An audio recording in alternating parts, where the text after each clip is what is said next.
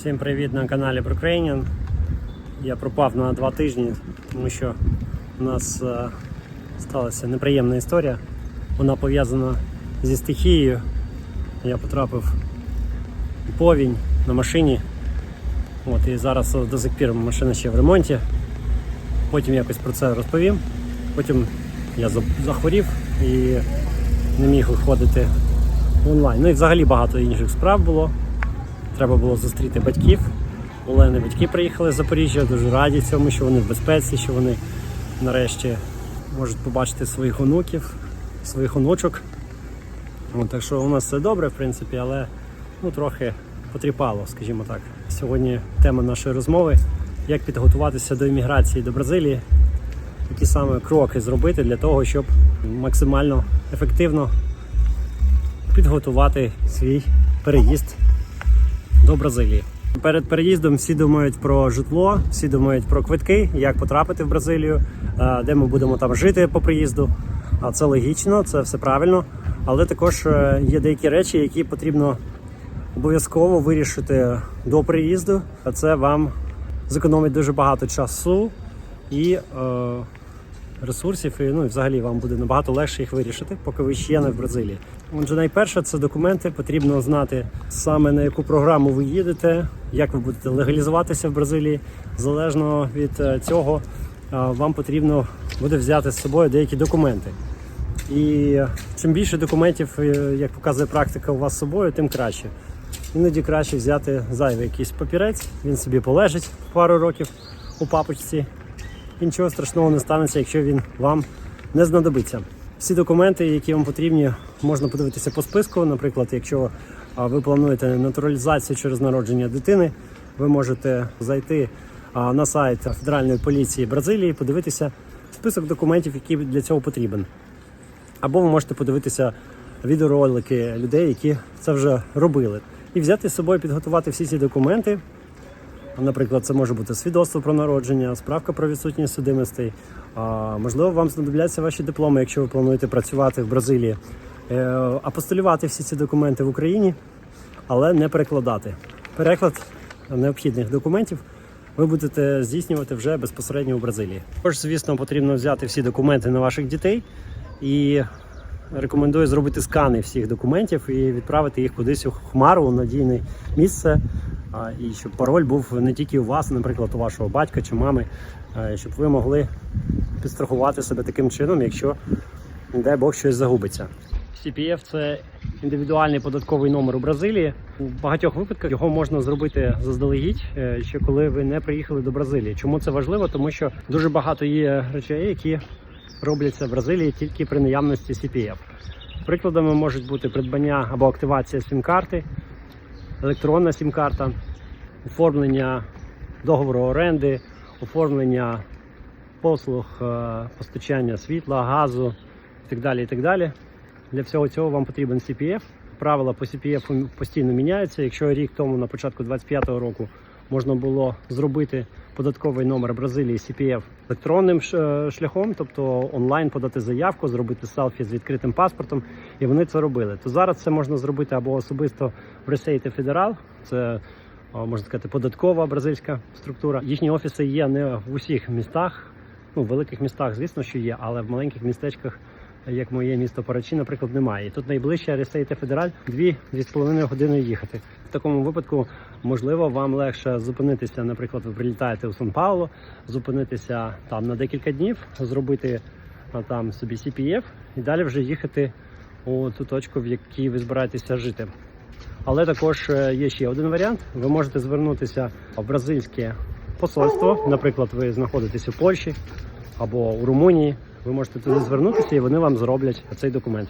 Як я вже сказав, правила міняються і, можливо, коли ви будете оформлювати CPF, все буде зовсім по-іншому. Тому просто загугліть, що саме зараз CPF, як саме його найкращим чином можна оформити. Зв'яжіться з найближчим посольством, якщо є така можливість, і запитайте, чи можуть вони вам допомогти в оформленні CPF.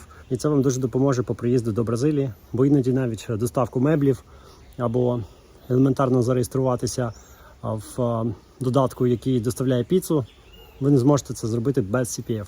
перед переїздом до Бразилії також вам потрібно оформити міжнародну картку або впевнитися, що ваша українська картка буде працювати за кордоном. Ви можете подзвонити в банк, попередити їх, в яких країнах ви будете, для того, щоб зненацька вам не заблокували картку, коли вони будуть думати, що це підозрілі шахрайські дії, а коли ви намагаєтеся зняти гроші в якомусь дивному місці, новому, в якому ви ніколи цього не робили. Бажано мати щонайменше 2 різних банки. У Бразилії українські картки і взагалі закордонні картки, навіть якщо вони дебетові, то дуже часто при оплаті потрібно вказувати, що це кредитна картка. Якщо вибираєш дебетова, то це просто не спрацьовує. Також мати з собою деяку суму в доларах або євро готівкою дуже вам допоможе в перші години перебування у Бразилії. Тільки заради всього святого не міняйте валюти в аеропорту. Там буде комісія і вона з'їсть половину ваших грошей. Також потрібно перевірити ліміти на перекази, ліміти на зняття готівки, ліміти на різні операції, для того, щоб не було сюрпризів, коли вже приїдете до Бразилії. Наступний пункт – це техніка. У Бразилії вона дорога через високе мито. І тому, якщо ви знаєте, що вам знадобиться якась техніка, якщо ви збиралися її оновлювати найближчі півроку, рік, і ви їдете на декілька років в Бразилію, то краще інвестуйте в техніку прямо зараз і візьміть її з собою. Також не забудьте про адаптери, можливо, якісь зарядні пристрої. Наперед подумайте, якщо ви блогер, можливо, вам знадобиться додатковий мікрофон. Якщо ви кол-менеджер, можливо, навушники якісь хороші. Тобто подумайте, що саме вам може знадобитися і що вам не буде дуже легко, швидко знайти в Бразилії. Багато що в Бразилії купляється через Mercado Libre, латиноамериканський аналог Амазону. Але для того, щоб зареєструватися у Mercado Libre, вам буде необхідно мати CPF і бразильський номер телефону. Також адресу, куди ви зможете доставку прийняти. Тому, можливо, це не так швидко у вас вийде організувати. Також дуже добре мати запасний телефон і перевірити, щоб ваш телефон підтримував GSM-стандарт, який використовується в Бразилії, тому що один з наших телефонів, який ми купляли на AliExpress багато років тому, в Україні він працював, але в США і у Бразилії він не працює. У Франції він також працював, тобто він працює тільки в Європі. Тому це може бути неприємним сюрпризом для вас. Краще заздалегідь перевірити свої девайси. Ну і також дуже добре мати з собою додатковий жорсткий диск або SSD, на який ви зможете завжди скопіювати дані. Наступний пункт – це багаж. Незважаючи на те, що це може здаватися неочевидним, краще взяти додаткову валізу, заплатити за неї, навіть якщо сума доволі висока. Але таким чином вам не потрібно буде відсилати нічого поштою в Бразилію. Пошта в Бразилії – це дуже непередбачувана штука. По-перше, доставка може зайняти набагато довше часу, ніж ви думали.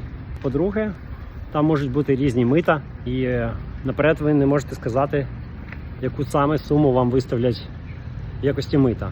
Це може бути до 60% від оціночної вартості вашої посилки.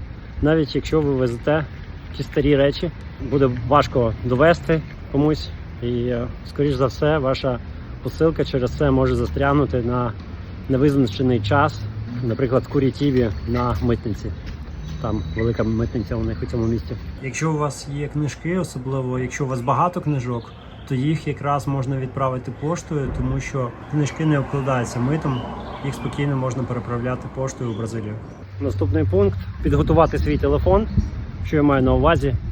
Скачайте всі додатки, які вам потрібно. Скачайте офлайн-карти на той випадок, якщо у вас не буде інтернету, щоб ви могли орієнтуватися у просторі. Скачайте обов'язково Uber, бо він працює в усіх країнах і це такий міжнародний додаток. Завжди ви зможете знайти таксі за більш-менш нормальною ціною. Також обов'язково, навіть якщо ви не користувалися ніколи WhatsApp, потрібно його скачати. В Бразилії популярним є також Telegram, Viber не популярний, але WhatsApp – це просто ключовий додаток всієї Бразилії.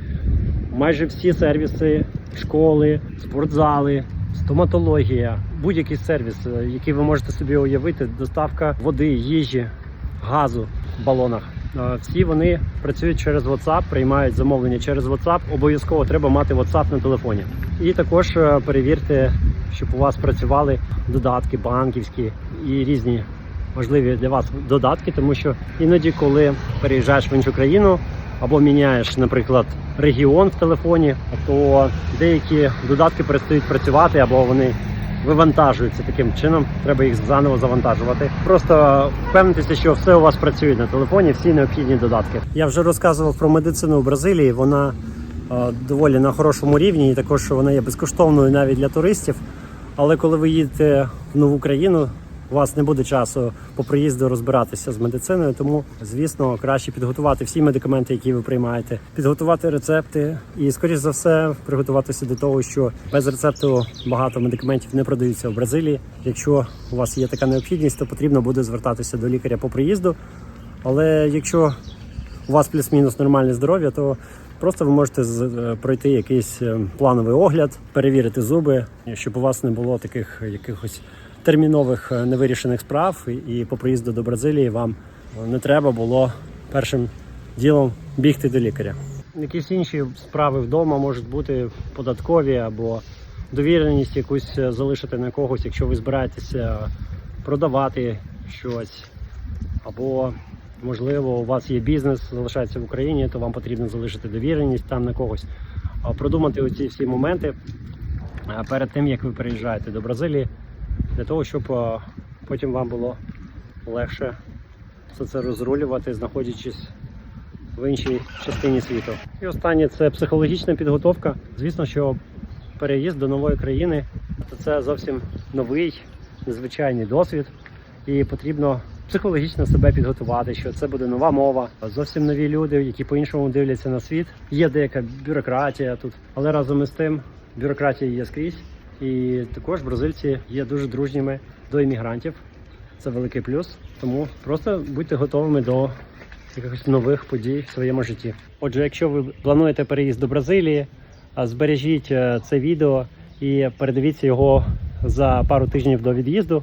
Можливо, ви дещо забудете і воно вам нагадає про те, що ви забули про щось важливе в плані підготовки до переїзду до Бразилії. Бажаю вам всього найкращого. Вибирати найкращі місця для себе, для своєї родини, щоб вам було там добре і затишно, безпечно, добре для душі і для тіла. Всього найкращого, щасливо. Побачимось у нових відео.